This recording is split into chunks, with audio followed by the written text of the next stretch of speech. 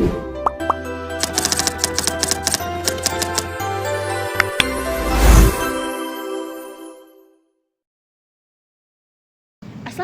warahmatullahi wabarakatuh.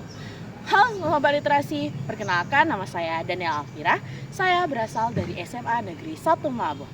Nah, di video kali ini saya akan meresensi sebuah novel yang berjudul Sekotak Senja untuk Nibita, karya dari Yupi Tauder. Nah, novel ini diterbitkan pada tahun 2023 oleh Akad Squad dan memiliki 348 halaman.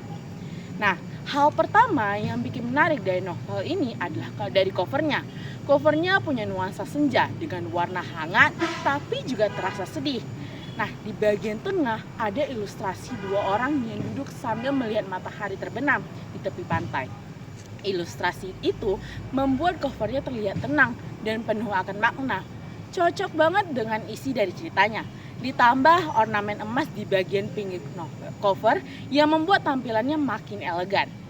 Nah, alasan saya memilih novel ini karena ceritanya relate dengan kehidupan remaja dan emosinya yang terasa nyata. Alurnya juga seru dan penuh akan konflik. Jadi membuat pembaca penasaran untuk terus membaca sampai akhir. Nah, sekarang saya akan masuk ke isi cerita dari novel Sekotak Senja untuk Nibita. Novel ini menceritakan tentang kehidupan Nibita yang penuh akan luka akibat masalah percintaan dan keluarga.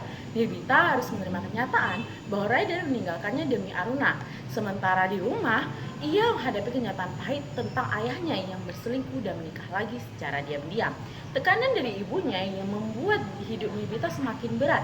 Di tengah semua masalah itu, Skala hadir sebagai sosok yang selalu mendukung dan membantu Nibita bangkit dari rasa kecewa. Skala digambarkan sebagai laki-laki yang tenang, perhatian, dan tulus. Kehadirannya membantu Nibita perlahan bangkit dari rasa kecewa dan membuat hidupnya terasa lebih baik. Tokoh Nibita digambarkan sebagai perempuan yang lembut, sabar, dan kuat, meskipun sebenarnya menyimpan banyak luka dalam dirinya.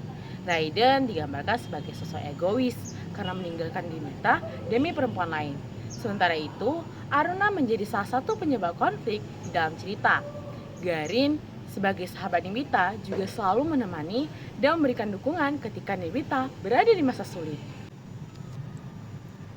Kelebihan novel ini terdapat pada penggambaran emosi tokohnya yang terasa nyata, sehingga pembaca dapat ikut merasakan kesedihan dan kecewaan Nibita.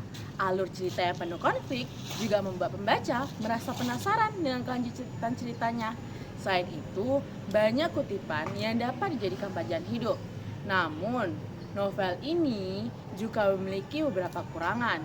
Terdapat perpindahan paragraf yang kurang tepat dan pada salah satu dialog percakapan tidak terdapat tanda kutip di bagian awal dialog sehingga sedikit mengganggu kenyamanan saat membaca.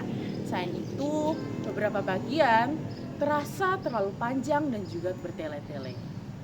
Secara keseluruhan, novel ini sangat menarik dan penuh makna.